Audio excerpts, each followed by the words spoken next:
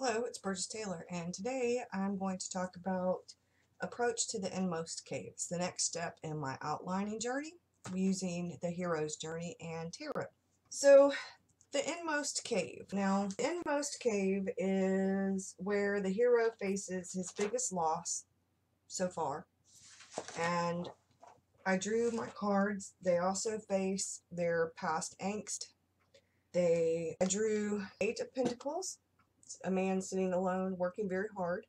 He has 5 done. He's working on 1. He's got 2 more to finish.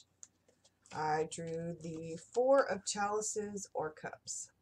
Sitting alone under a tree, there are 3 chalices down here and 1, whoops, wrong side, 1 chalice coming out from the clouds out of nowhere, being presented to the hero, who is got their head down, sitting all alone under a tree.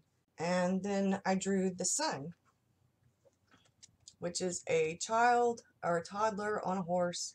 The sun shining down, there are flowers, looks like maybe it's a field, there's a robe or something flying in the wind. What I got originally from the cards was that my hero was very alone. Contemplation, I got hard work, and since the sun is in a negative spot, and usually the sun is a positive card, and it's supposed to be facing their old angst. Usually the sun means a fulfillment of dreams, accomplishments, ego. It's the innermost essence of what people strive to attain, breaking through, new beginnings. At first I thought, it was the loss of the ordinary world. Their now world has become their new ordinary world, which was actually her original world when she was a child. I think my main character, my hero, is realizing all that she lost by running away from her family, from her hometown, from the witchy world, from the witchy business.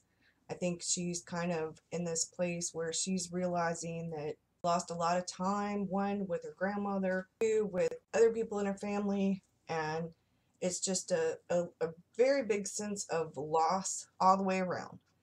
But I think the biggest thing, and this is where these 2 cards come in, I asked Arwen for some help.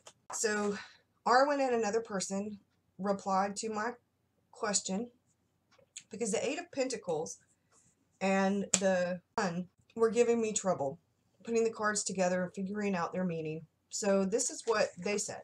The 8 of Pentacles could mean that the hero has to actually focus on the job. They might be the kind of person who gets things without a lot of effort. Now they have to do the work, or they might have to call on physical strength when everything they've done has been cerebral.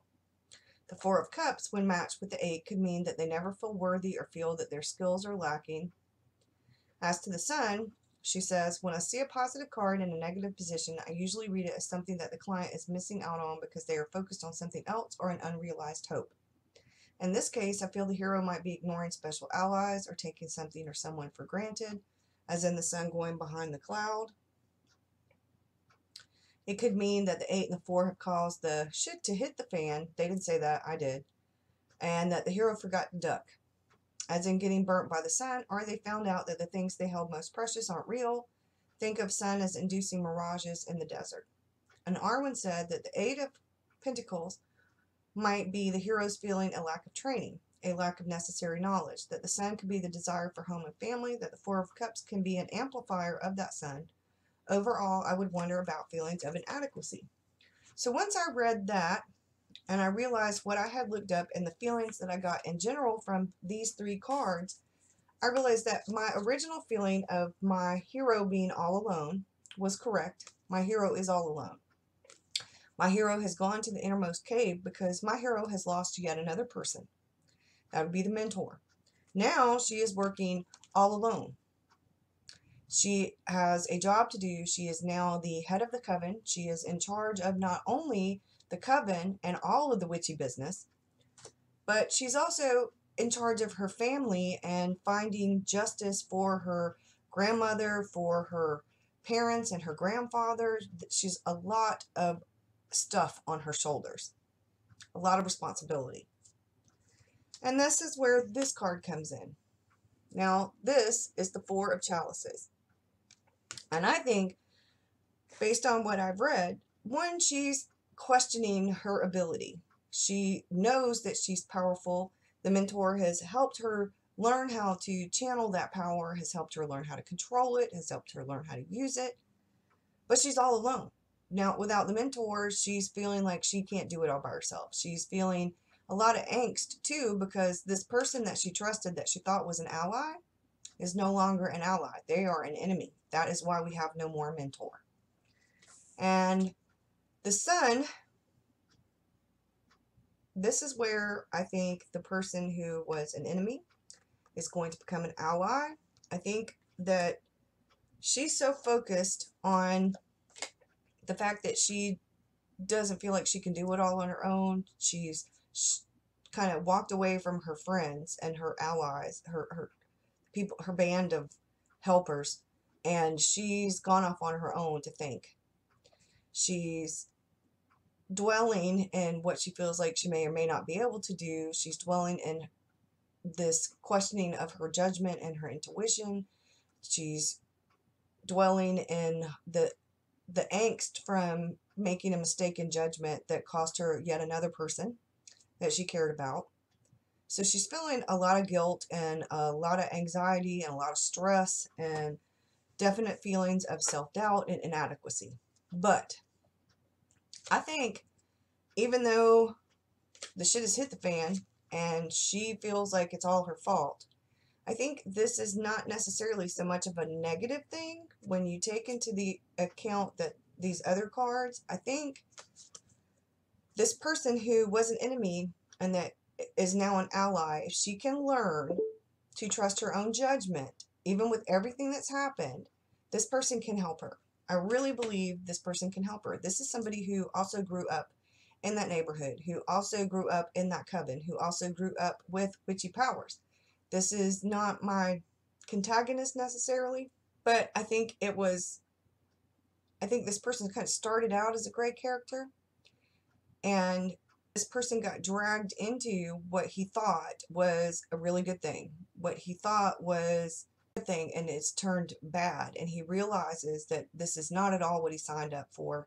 When he thought he was ridding the world of bad people, not good people, he did not sign up to be a witch hunter to get rid of witches who were good. He signed up to get rid of things that he thought were bad, people who were killing people, people who were using their power to steal from people, that kind of thing.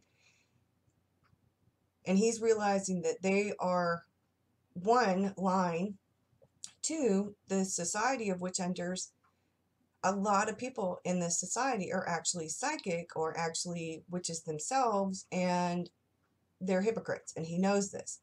Not all, but some, and he doesn't feel comfortable. I think maybe. I'm kind of getting, I've got to do some more stuff with that character and the Witch Hunter Society in general. I'm still working on that part. I've been focusing on my hero and her journey and what's going on with that, and some of the other characters, the antagonist in general. But now I've got to do some work on my organization that is an antagonist. And I have to work on my great character who is an enemy and is now going to be an ally. So that's what I got so far. I'm still working hard. I need to do some more work. I'm going to write this out more after some more thinking about it, because the next step's going to be just as important, and I'm going to need all of this worked out before I can continue with the next step of the outline. So far, so good. I think my character's in a bit of a quandary, and I need to figure some more things out to help her out of that quandary. So I will see you soon. Take care. Happy NaNoWriMo planning. And if you have any questions or comments or suggestions, please feel free to comment below. If you haven't already subscribed, please do so and give me a thumbs up. Thanks. Bye.